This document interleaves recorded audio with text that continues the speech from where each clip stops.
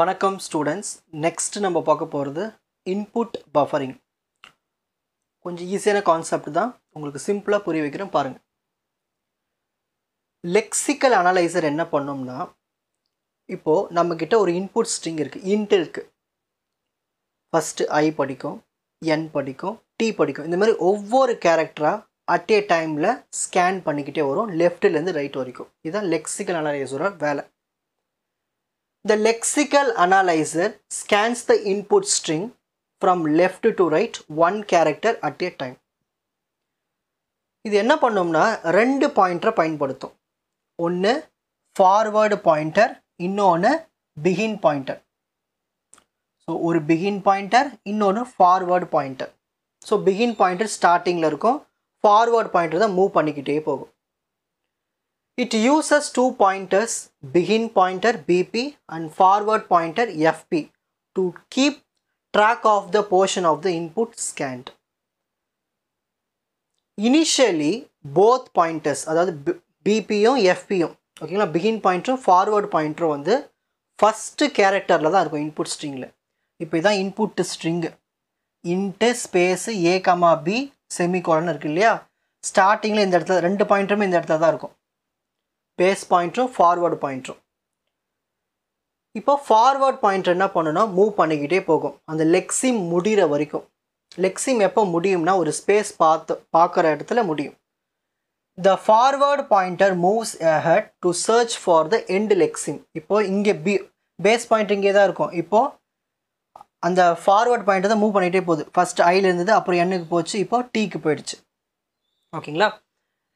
As soon as the blank space is encountered, it indicates the end of lexeme. இப்போது டீலேருந்து இப்போது blank ஸ்பேஸுக்கு போயிடுச்சு. இப்போ ஸ்பேஸுக்கு போனோம் என்ன பண்ணணும்னா, இதோட முடிஞ்சு போச்சு இந்த லெக்ஸிமு, அப்போ இதை நம்ம வந்து படிக்கணும்னு படிக்க ஆரம்பிக்கும்.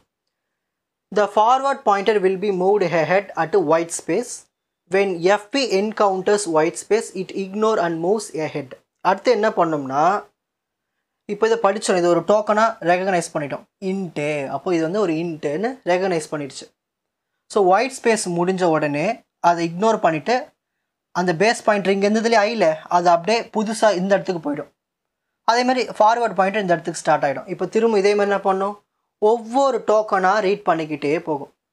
So then both begin pointer and forward pointer are set at next token. இப்போ அடுத்த டோக்கனுக்கு தயாராகிடுச்சு. ஸோ இந்த மாதிரி தான் வந்து ஒவ்வொரு லெக்ஸிம்ஸாக ஸ்கேன் பண்ணி ஒயிட் ஸ்பேஸ் வந்த உடனே ஸ்டாப் பண்ணிவிட்டு அதை படிச்சுட்டு அது ஒரு டோக்கனாக எடுத்து கொடுத்துரும். ஓகேங்களா, டோக்கனாக எடுத்து கொடுத்துருச்சு. யாருக்கு கொடுக்கும், இது சின்டாக்ஸ் அனலைசருக்கு கொடுக்கும். இந்த மாதிரி ஸ்ட்ரீம் ஆஃப் டோக்கன்ஸை படித்து ஸ்கேன் பண்ணி கொடுக்கும். In lexical analysis, the one buffer and two buffer schemes refers to different ways of handling the input data as it being processed into token.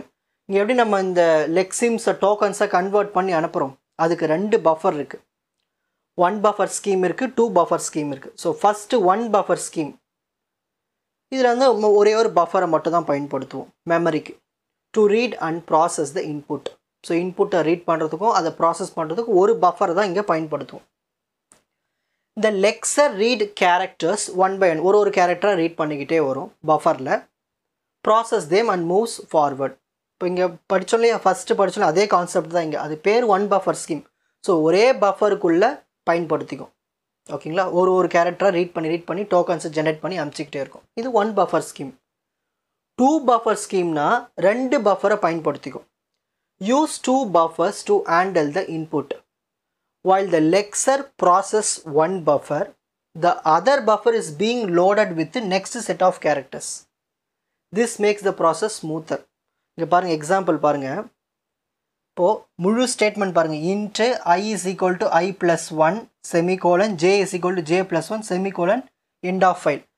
இது வந்து ஒரே லைன் தான், இது ரெண்டாக பிரிச்சுக்கும், பஃபர் 1 பஃபர் 2ன்னு. ஸோ இது தனித்தனியாக என்ன பண்ணோம்னா டோக்கன்ஸை ஜென்ரேட் பண்ணி கொடுக்கும். ஸோ நம்மளுக்கு இன்னும் ஸ்மூத்தாக ஸ்பீடாக நடக்கும். அதுக்கு தான் இப்போது ஸ்க்ரீன்ஷாட் டைம். ஸோ ஃபஸ்ட்டு நம்ம என்ன எழுதணும், ஃபஸ்ட்டு இன்புட் பஃபரிங்னா என்ன, ஓகேங்களா. ஸோ அதுக்கான ஸ்டேட்மெண்ட்ஸ். ஸோ லெக்சிக்கல் அனலைசர் என்ன பண்ணோம், லெஃப்ட் டு ரைட் ஸ்கேன் பண்ணோம். டூ பாயிண்டர்ஸ் இருக்குது, பிகின் பாயிண்டர், ஃபார்வர்ட் பாயிண்டர். ஸ்டார்டிங்கில் எப்பயுமே ரெண்டுமே ஒரே இடத்துல இருக்கும். பேஸ் பாயிண்ட் ஒரே இடத்துல இருக்கும். ஃபார்வர்ட் பாயிண்ட் மூவ் பண்ணிக்கிட்டே போகும் அந்த லெக் சீம் முடிகிற வரைக்கும். blank ஸ்பேஸ் வந்த உடனே ஸ்டாப் பண்ணிவிட்டு ரெகக்னைஸ் பண்ணும். அதுக்கப்புறமா என்ன பண்ணோம், முடிச்சதுக்கப்புறமா திரும்ப புது இடத்துக்கு போயிடும் பேஸ் பாயிண்டர் ஃபார்வர்ட் பாயிண்ட்டும். ஸோ அதுலேருந்து கண்டினியூ பண்ண ஆரம்பிச்சிடும். இதில் 2 ஸ்கீம் இருக்குது. ஒன்று 1 பஃபர் ஸ்கீம், இதில் வந்து 2 இருக்குது. அதில் 1 பஃபர் ஸ்கீம், இன்னொன்று 2 பஃபர் ஸ்கீம். உங்களுக்கு இந்த கண்டென்ட் ஈஸியாக புரிஞ்சிருக்கும்னு நினைக்கிறேன். வாட்ச் அதர் எபிசோட்ஸ் இன் த appropriate playlist. Fuji Silver Academy Strength Success Clarity. வணக்கம்.